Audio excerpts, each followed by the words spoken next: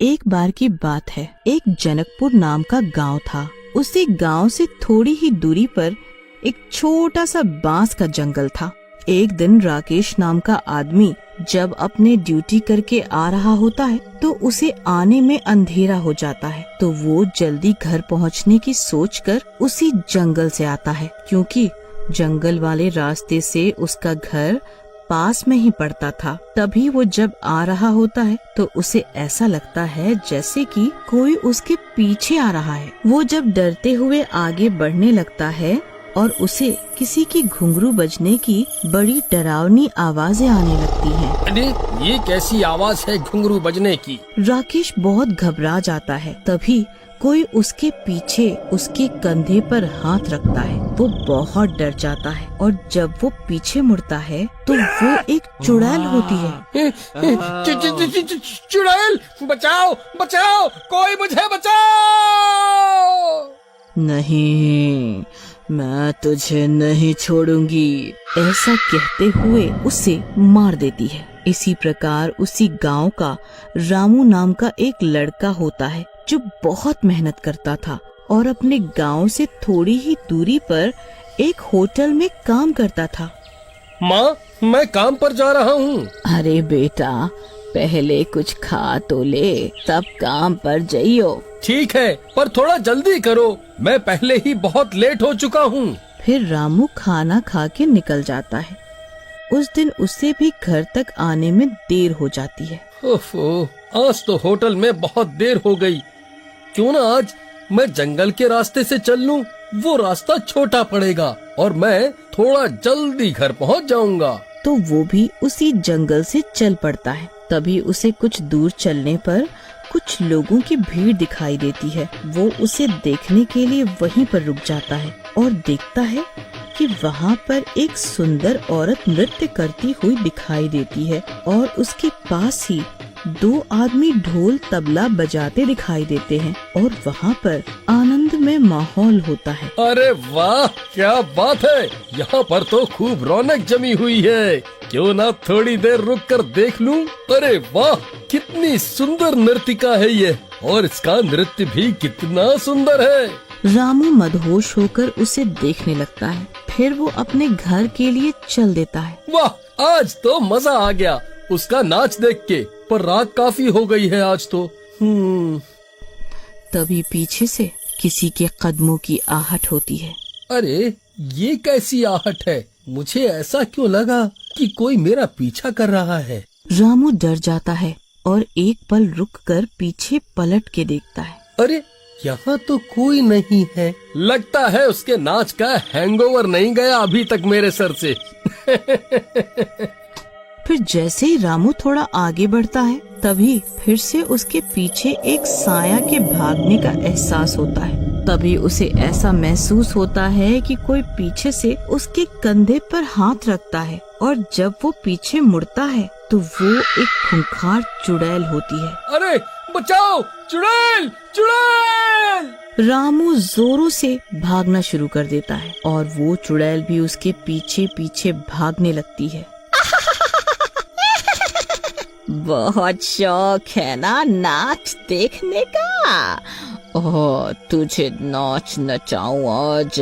आमी जे तो मार, आमी जे तो मार। और देखते ही देखते वो उसे मार खाती है। फिर कुछ दिन बीत जाते हैं। उसी रास्ते पे एक नौजवान गुजर रहा होता है।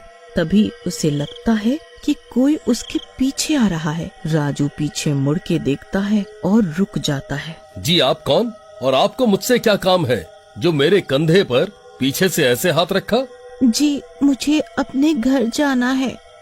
चलो तो मैं तुम्हें तुम्हारे घर छोड़ देता हूँ। नहीं, मेरा घर यहाँ से बहुत दूर है। चलो ठीक है, तुम मेरे साथ मेरे घर चलो। ठीक है, चलो। फिर वे दोनों एक साथ घर के लिए चल देते हैं और रास्ते भर बात करते हैं। क्या नाम है तुम्हारा? मोहिनी। ऐसे ही वो घर पहुंच जाते हैं और रात भर वहीं दोनों बातें करते हैं और बहुत अच्छे दोस्त बन जाते हैं और उन्हें एक दूसरे के साथ रहना और देर रात तक बात करना अच्छा लगता है। इसी तरह ही वो लड़का रोज अपने काम पर जाता और रोजाना की तरह जानबूझकर लेट आने लगा।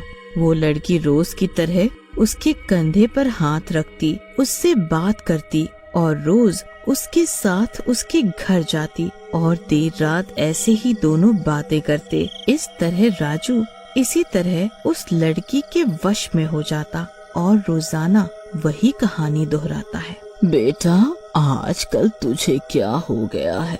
तू हर रोज काम से देर रात लेट आता है और खाना पीना भी अच्छे से नहीं खाता। कहीं तू मुझसे कुछ छुपा तो नहीं रहा है? या तेरी तबीयत तो खराब नहीं है ना? क्या माँ, कुछ भी बोलती हो तुम। बुढ़ापे में सठिया गई हो लगता है। अब जाओ और मुझे आराम करने दो।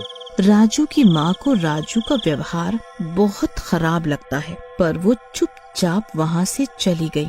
फिर दूसरे दिन ही उसके पेट में बहुत जोर से दर्द होने लगता है। वो अपनी माँ से कहता है, माँ, मेरी तबीयत ठीक नहीं है, मेरे पेट में बहुत दर्द हो रहा है। उसकी माँ कहती है कि आज तुम काम पर मत जाओ, घर रहकर ही आराम करो, आज तुम्हारी तबीयत ठीक नहीं है। राजू की माँ को कुछ शक होता है। राजू की माँ एक वैद्य के पास जाती है और उसको सब कुछ बताती है और वो औषधि लेके आ जाती है। राजू, ये औषधि ले, खा ले। ठीक है। वो औषधि खा के सो जाता है। उसी रात के 12 बज रहे होते हैं। तभी रामू के घर का दरवाजा बहुत तेजी से अपने आप खुलता है। फिर जब राजू देखता है तो वो लड़की वहाँ पर आ जाती है। तुम यहाँ कैसे? मैंने तुम्हारा बहुत इंतजार किया, लेकिन तुम वहाँ पर आए ही नहीं, तो मुझे ही यहाँ आना पड़ा। राजू को ये सब सुनने में बड़ा अजीब लगा, लेकिन उसे उसके साथ बात करना अच्छा लगता था, तो उसने ध्यान नहीं दिया। लेकिन जब बात करते करते राजू का हाथ उस लड़की की कमर से छू गया, उसे ऐसा लगा जैसे उसके साड़ी के पल्लू के नीचे कोई सिर्फ हड्डियां ही हो और कुछ ना हो। राजू को कुछ अलग लगा। अच्छा, अब तुम एक काम करो, अब तुम जाओ। आज मेरी तबीयत ठीक नहीं है, मैं कल फिर तुम्हें वहीं उस जगह पर मिलूंगा। ठीक है। मन में गुस्सा करते हुए लड़की चली जाती है। तभी राजू सुबह ये सब बात अपनी माँ को बताता है। माँ, मुझे तुमसे कुछ कहना है। कहो बेटा, क्या कहना है? राजू अपनी माँ को सब सच सच बता देता है कि उसके साथ बीते कुछ दिनों में क्या क्या हुआ। बेटा, तू मुझे ये सब अब बता रहा है? मुझे माफ कर दो माँ। ठीक है, जो हुआ सो हुआ, परंतु अब हमें इसका कोई उपाय ढूंढना होगा। फिर राजू की माँ एक मंदिर में जाती है और वहाँ के पुजारी बाबा को ये सब बात बताती है, जो हुआ था, और उपाय पूछती है। चिंता मत करो, मेरे पास इसका उपाय है। तभी वो बाबा उसे एक तावीज देते हैं और उस लड़की के गले में पहनाने को बोलते हैं। उसकी माँ वो तावीज लेके आती है और राजू को दे देती है और उसे बता देती है कि आज जब वो लड़की आए तो उसके सो जाने पर ये तावीज उस लड़की के गले में डाल देना। ठीक है माँ, यही सही मौका है इसे ताबीज पहनाने का। फिर जब रात को मोहिनी घर आती है तो वो दोनों खूब सारी बातें करते हैं। फिर राजू मोहिनी के सोने का इंतजाम करता है और जैसे ही वो सो जाती है, राजू वो ताबीज उसके गले में डाल देता है। ताबीज के गले में डालने पर वो लड़की चुड़ैल के रूप में आ जाती है और जोर जोर से चिल्लाने लगती है। मूर्ख, ये तूने क्यों किया? मैं तुझे नहीं छोड़ूंगी, मैं तुझे नहीं छोड़ूंगी। अब तू नहीं बचेगा मेरे से। परंतु थोड़ी ही देर में ताबीज की शक्तियाँ शुरू हो जाती हैं। चुड़ैल का सारा शरीर जलने लगता है। अरे, ये मुझे क्या हो रहा है? मुझे बचाओ, कोई है, मुझे बचाओ। नहीं। थोड़ी ही देर में चुड़ैल भस्म हो जाती है और उसकी हड्डियां पड़ी रह जाती हैं। राजू उनको हवन कुंड में डालकर जला देता है